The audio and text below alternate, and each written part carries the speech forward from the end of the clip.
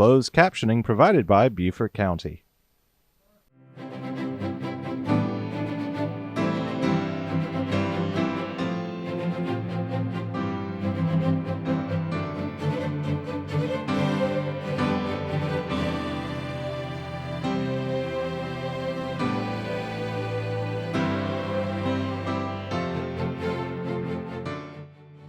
Well, good afternoon. I'm honored to be here today with Rabbi Brad Bloom. This is a beautiful, beautiful church, beautiful synagogue here. Spent many time here with the rabbi. It's a wonderful congregation. Our guest today, I just mentioned, is Rabbi Bloom. Rabbi has been a leader of our community spiritually for over a decade, joining the temple staff in 2009. Since that time, has been an integral part of the island community, offering consolence and insight into many local and world issues. Thanks for spending some of your time to chat today. I want to thank you for the support you give the town, support you give the community. And besides for being a rabbi of this wonderful congregation, you're a very, very nice man. Thank you. And I mean that sincerely along the way. I was reading your bio. This is our third one like this, and I don't know, until you start reading people's bio and talk to them, what a magnificent group of people we have living on this island. True. I mean, we are very blessed by the people that live here. It's been really wonderful. And you make such a big difference in what you're doing. Thank you. People read your column. Everybody knows who you are. You're accessible to everybody. You're just a wonderful person, and I thank you very much. So what brought you and your family to the Low Country? Well, I was invited to interview for the position of rabbi of this congregation back in 2009. And I had spent most of my career between two places. One was Champaign-Urbana, where I was the rabbi at the congregation there, which is the home of the University of Illinois. And then I spent 13 years in Sacramento. So I wanted to come back east because the parents on both sides were getting old and they needed us, and it was time. I never heard of Hilton Head. It wasn't in my radar. And my wife looked at me and she said, "You should take a look at this pulpit." I said, "Why is that?" "Well, it's on the beach and it's warm and you want me to be happy." Number two, they're building a new campus. I said, "Really?" So I never thought about Jewish communal life in the South. I just didn't think like that. I was thinking in larger cities. And so we both went, and I guess we were both interviewed, so to speak, and I was offered the position at Passover time in 2009. I accepted the position over other offers because I wanted to be somewhere where they were building something new. And that reflected in this edifice a new future. And I thought, well, maybe I could be part of making a difference. And since it was so beautiful, when they took me to Dolphin Head Beach, inside the Hilton Head plantation, when I went there and I saw the Spanish moss and the beauty of the area, I just fell in love with it. And now that it only takes me 4 minutes to drive there, and the dogs and the family, and I love the environment, so that's how I came. And you have a great volunteer congregation here. People volunteer in everything. They do. It's really a good group of people. You're involved in so many issues on the island. Which ones have touched you the most so far since you've been here? That's a good question.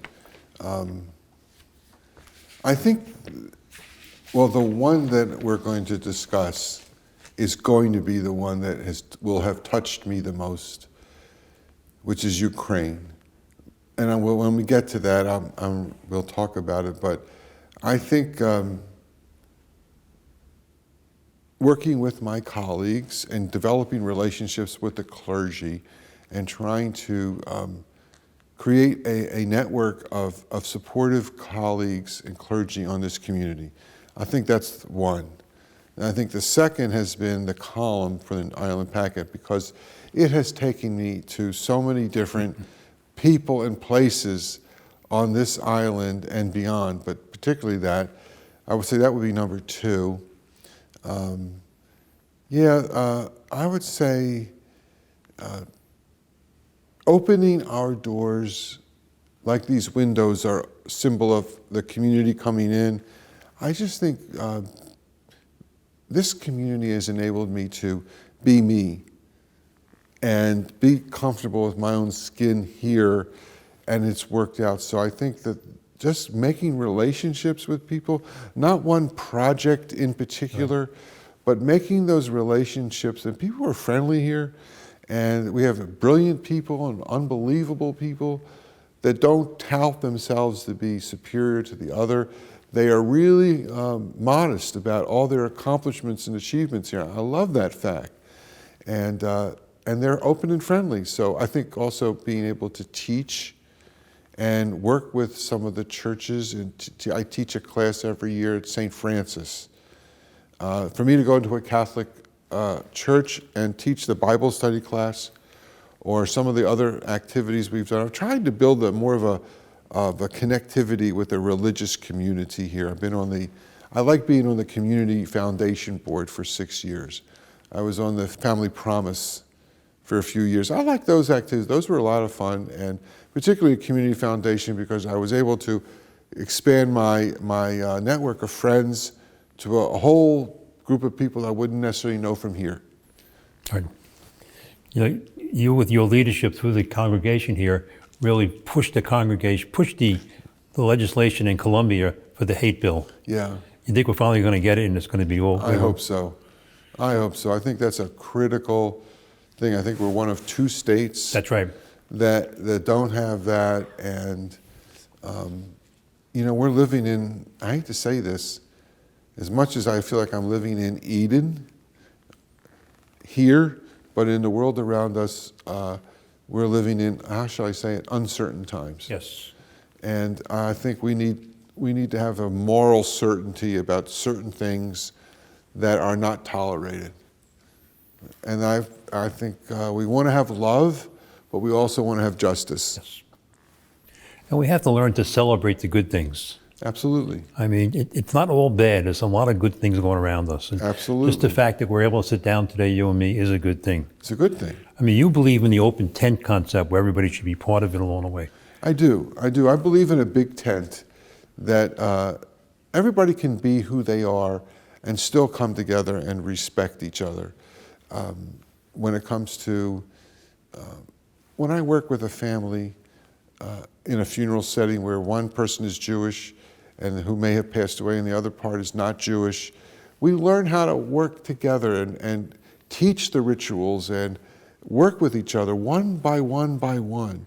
When we're working in larger settings with organizations, I find myself often teaching people about what Judaism is in terms of the rituals. For the most part, people are pretty open to hearing. Nobody's proselytizing.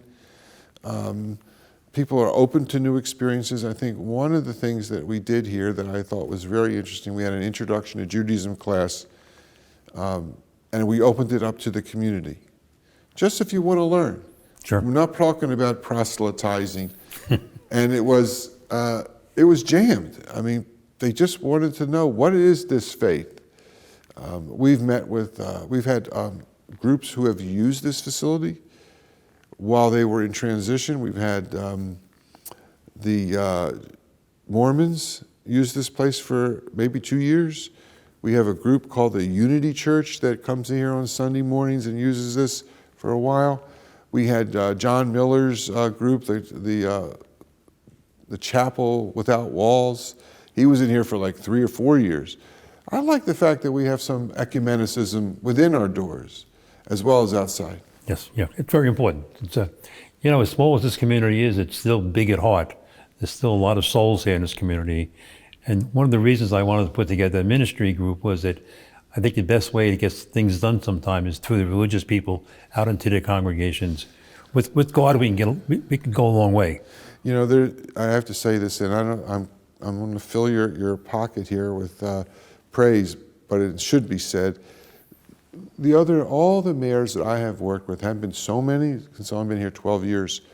They've all have their strengths. They've all been good, all good. You were the first mayor, in my experience, that really saw the potential for why this was, bringing the clergy together was important. You've had, I don't know, 3, 4, 5 different meetings over the years that you've been mayor, lunches that you put on, discussions from emergency assistance to just talking about issues of the day, learning about our new town manager. You took us seriously. And I think that, I know that the community appreciates that, because it's basically saying, you as a faith community play an important role in this community. So we thank you you're more than for welcome. that. Thank you. And I enjoy the camaraderie among the people. I mean, I see people kidding with each other and laughing. It's, the world didn't come to an end for the lunch. It was good along the way. Having said that, with the group, you're leading a big project for us. Oh my. For Ukraine. Can you tell us about that? Yes. I'm bursting at the seams to tell you about that. So it was really you were a catalyst for this whole thing. You put out an email someplace, somewhere saying, will somebody pray?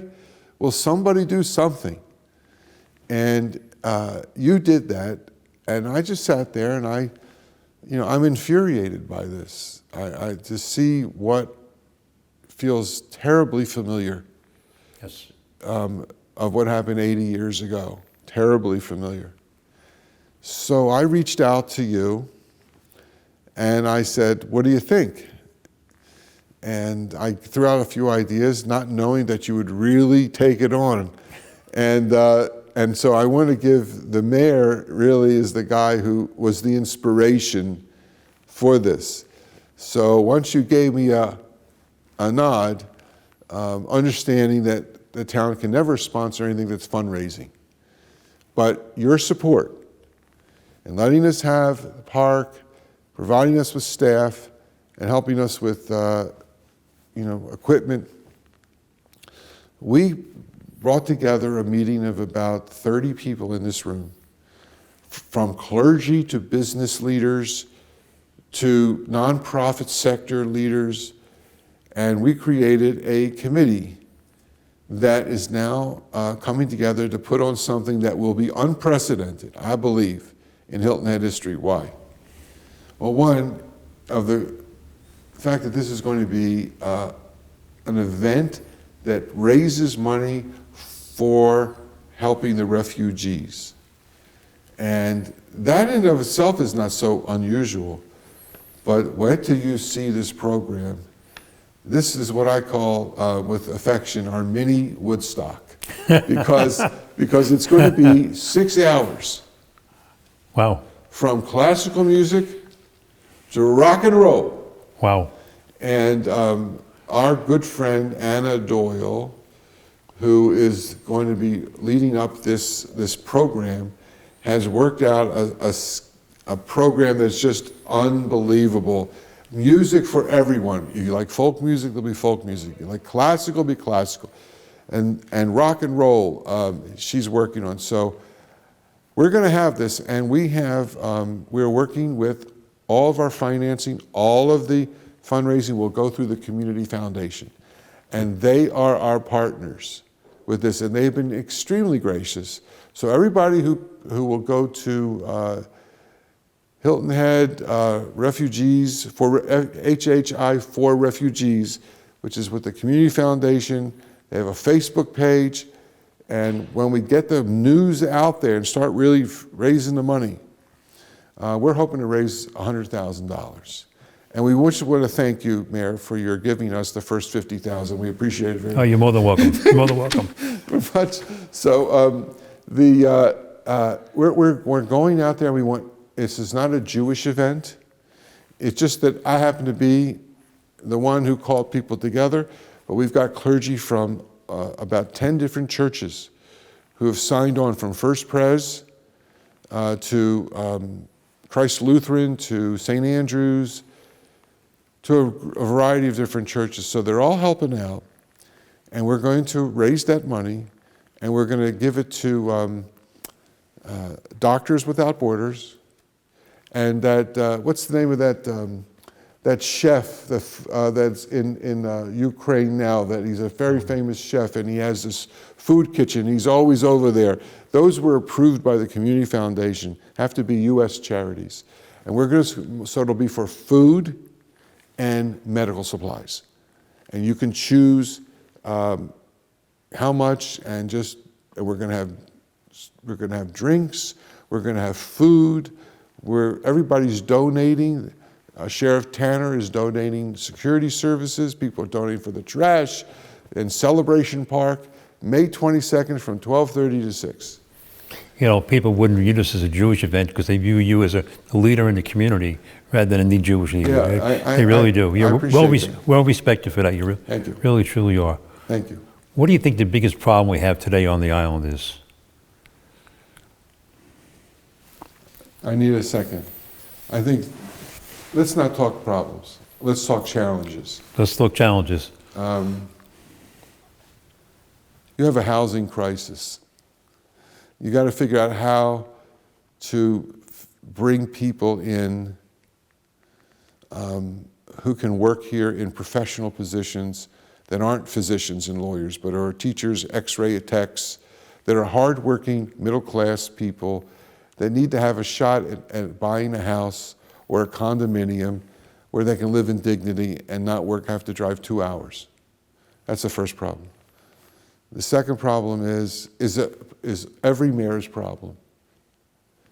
How do you create connectivity and a sense of island unity? You don't have a downtown. Right. That's a problem. But everybody lives within their silos. We call those developments or plantations.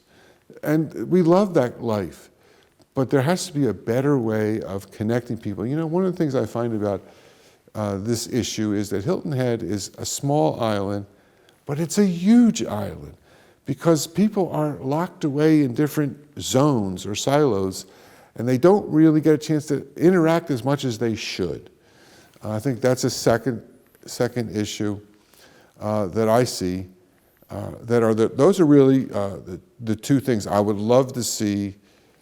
This is not a big issue for a mayor issue, but I'd like to see the interfaith community be more organized and do more for the community when there's an emergency, like a hurricane. We should be out in front with you as part of your first responders to help in any way we can. But when I read the papers, I listen to everybody in my community that talks, I think the housing issue is a huge issue.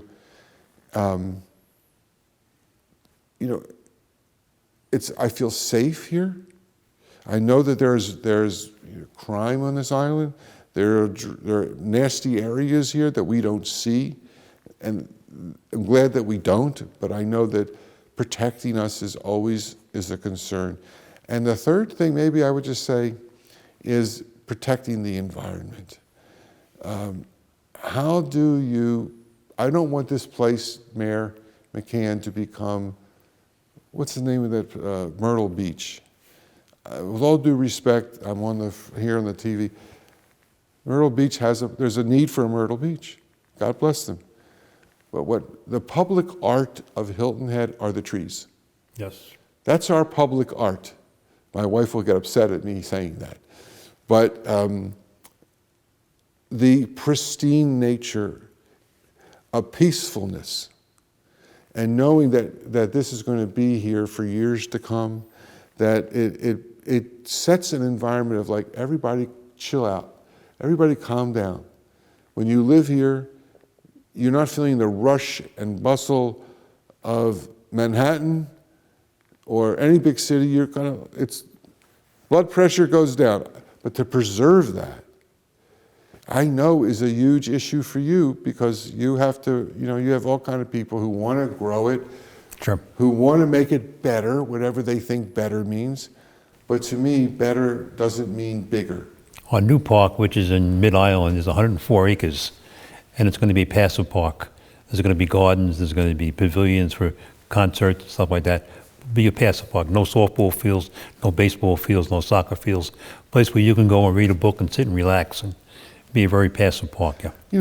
I think that helping the poor and not trying to put them away someplace.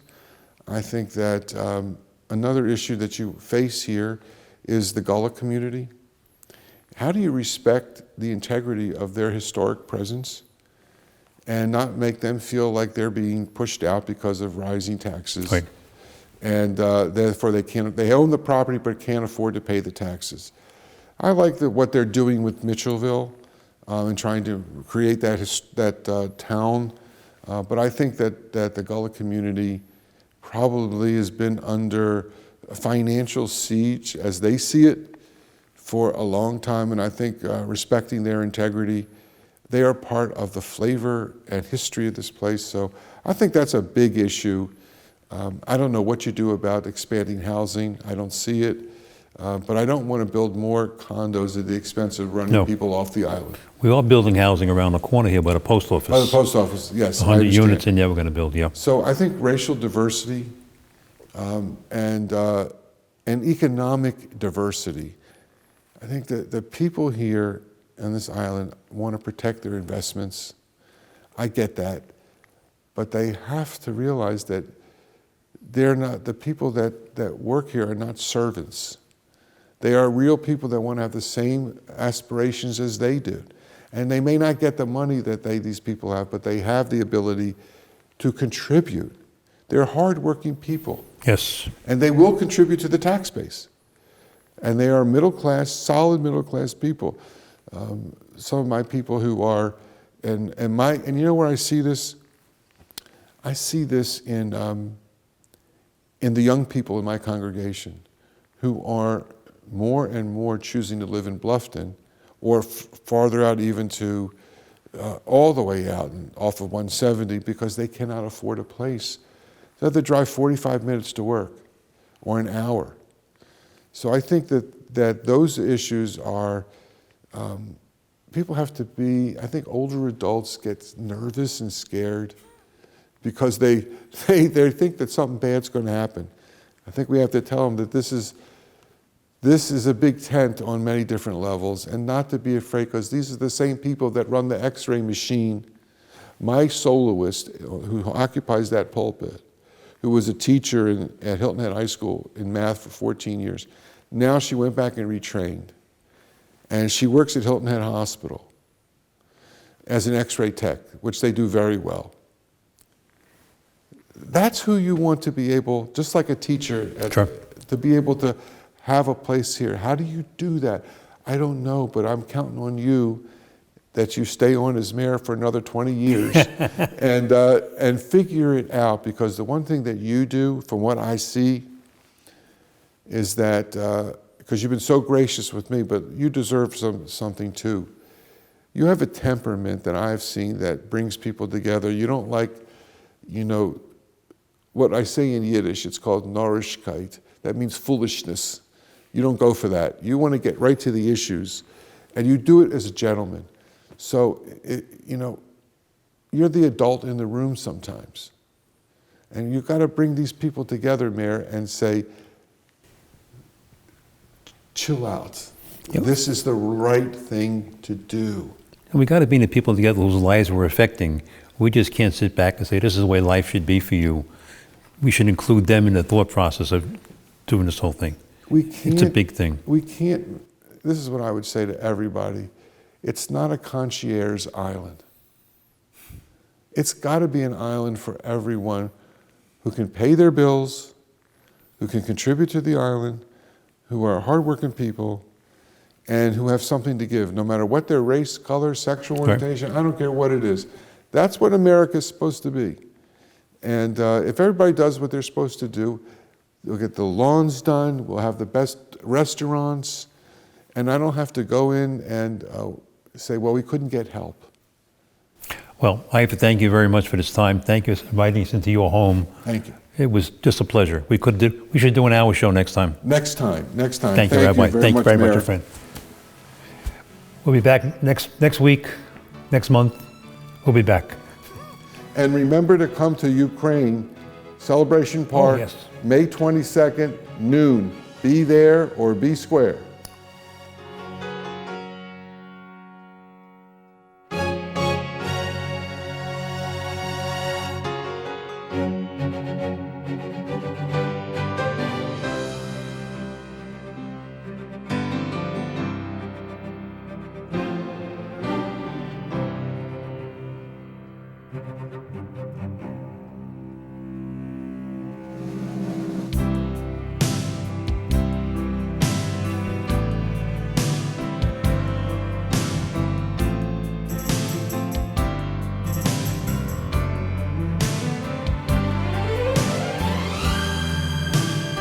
any questions, please communicate with us through communications@hiltonheadislandsc.gov.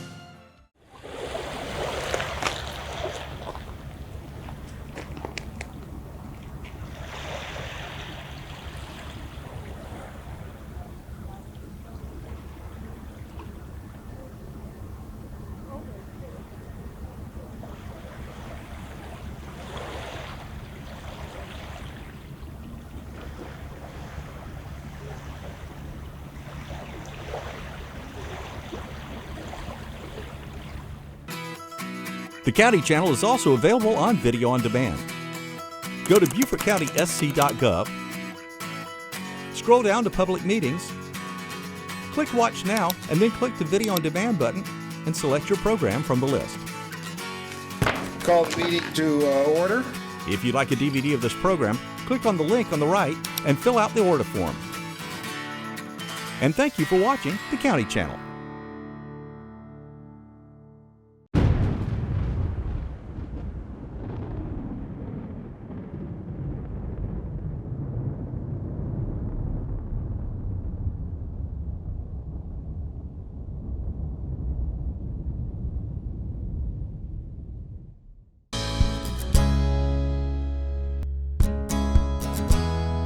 Hello, my name is Ebony Sanders. I am the Beaufort County Assessor. Our goal at the Beaufort County Assessor's Office is to educate the public in the areas of real property taxation. In an effort to meet that goal, we are here today to show you a series of videos, starting with this one, concerning the Beaufort County Assessors by going to the Beaufort County website, www.beaufortcountysc.gov, and you can go there to locate our webpage. To begin, when you're at the webpage, you will start by going to the Government tab on your page. Then you will find Departments and under Assessor. When you select Assessor, the page will direct you to our webpage.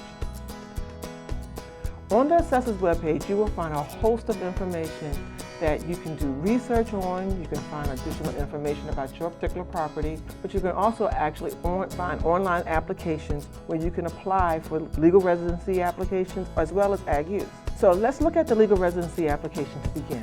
You'll see there's a link that you can apply for the legal residency application. You select our link, and here the application is provided for you. My suggestion would be to read the entire application thoroughly before you begin, as you will need certain documents to submit with your application. You can also apply in paper form. Go back to the Assessor's Office webpage, go to Forms, and here you'll see a list of all the forms that our office supply our taxpayers. You can actually download these forms and print them off and submit them in writing. Your application can be mailed into our office as well.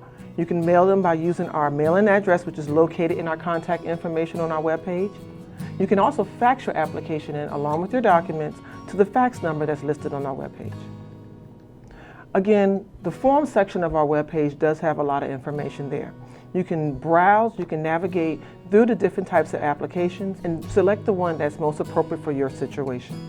Additionally, on our webpage, you will find information about who we are and what we do. There's a short video explains the Assessor's Office role in the taxation process. You can contact us by calling us at 843-255-2400, and you can always send a message to us using our citizengram that's listed on our webpage. Again, thank you for joining us.